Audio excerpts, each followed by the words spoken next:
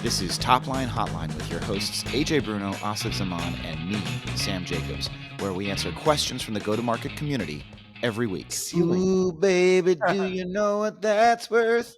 Ooh, Topline is a place on earth. It's saying hotline. Topline comes first on your face. Oh, baby, it's Topline Earth.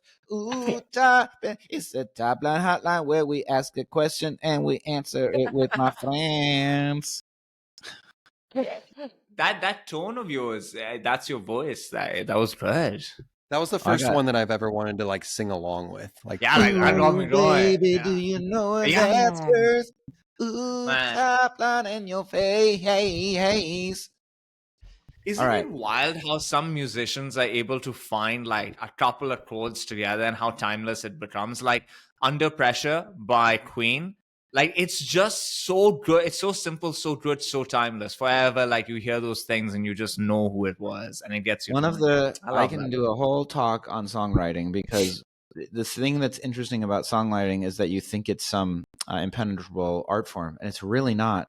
Many songs, most LCD sound system songs are just two chords back and forth without a bridge, without any other changes. You can write a song with three chords. And to your point, Asad, this is the problem. Hot take.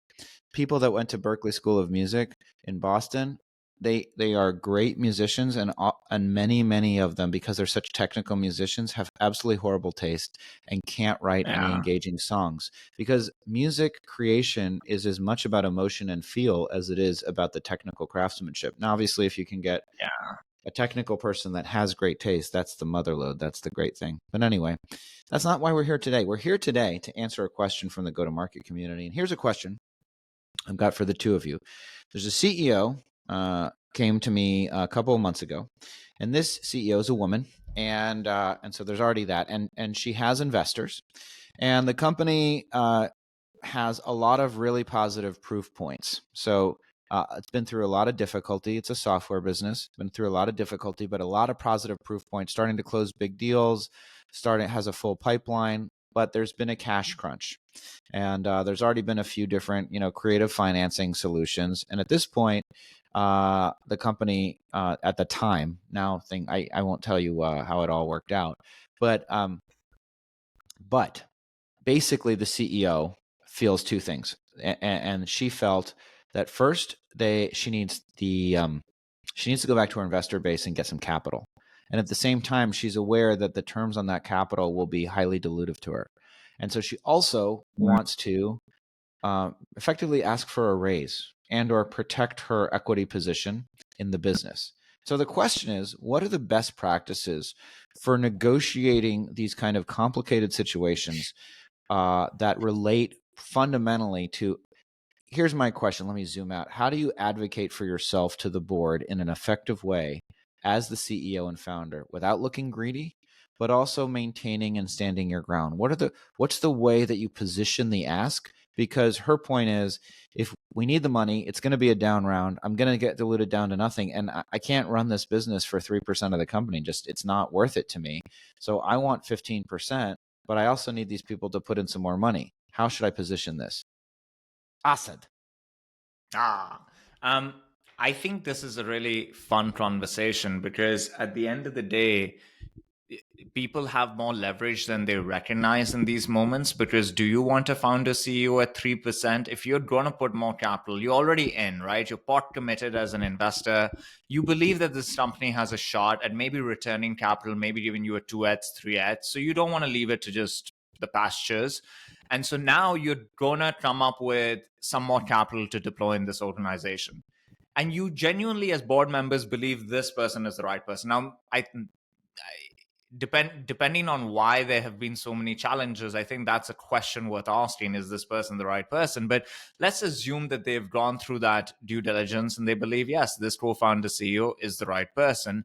At that point, you need your CEO co-founder to be properly incentivized, to feel like an owner of the business, to have the right upside incentive, to be a good steward of capital. That's kind of one of Elon's arguments, right? Is like whenever he asks more, he's like, "You want me to have more, because that gives me more reason to build this into the business we want this to be.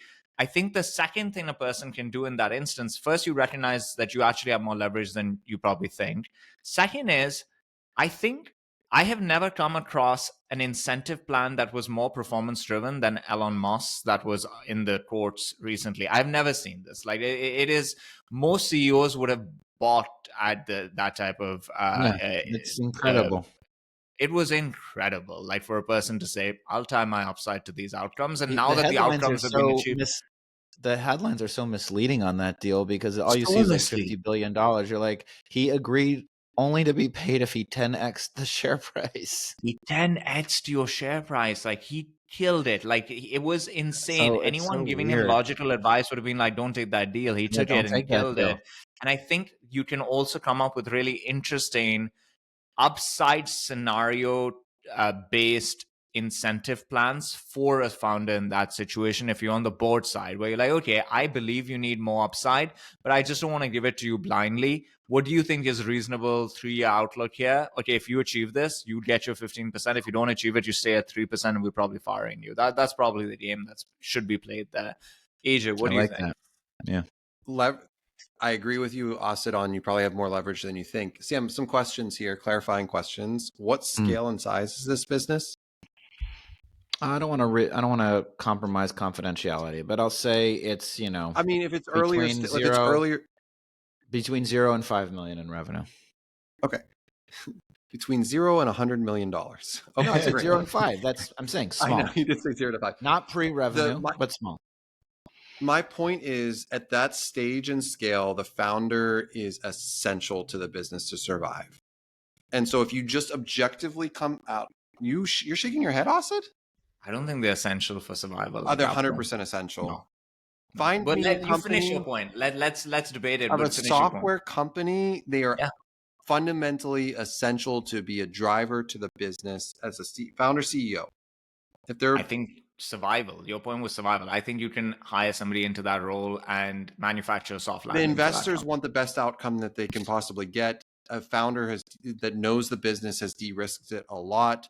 Take the emotional part out of it. The investors want the best outcome they can get.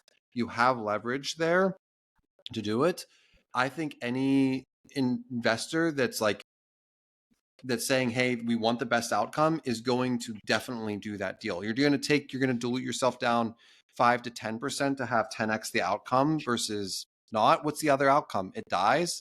It gets acqui-hired. I think the main point, in theory, somebody else could run the business. It's possible to find somebody, but who wants to do that work? They're investors. Yeah, they're not operators. Like they're not interested in ginning up an executive search for a business that has 45 days or 50 days of cash left. Like they don't really have that many choices. I think it's interesting to your point. Like you have more leverage than you think. And then the feedback I gave was, and also this was a revelation as I was speaking. I was like, there's certain people that can advocate for themselves and they do it dispassionately and with no emotion. It's not antagonistic or confrontational. It's, you want me incentivized to run the business. This is what it's going to take to run the business. It's only fair. And they say it in such a way that. Go ahead, Sam. Sorry. Finish the thought. No, I want to know what you should do. You got very excited. Here's what you do. Clearly. Come on, guys. You write this down. You write down exactly what you think you're worth. You use ChatGPT as a sounding board, and you write the perfect email and the perfect message that is objective, non-emotional, and you send it. You ship it. But I think you say it in person, but I hear you. But go ahead. The worth part is what I'm getting kind of tied up on, because I'm like, okay, this person's burned a bunch of capital, not achieved a bunch of targets. Like this hasn't gone well. There's more money being given to this company so that this company doesn't lose all the money that was given to it. But this is there's not a track record of success yet, right? So we're minimizing risk. We're not optimizing for maximum upside. And so I think that's important to keep in mind in a situation like this, is that investors are probably trying not to lose their money.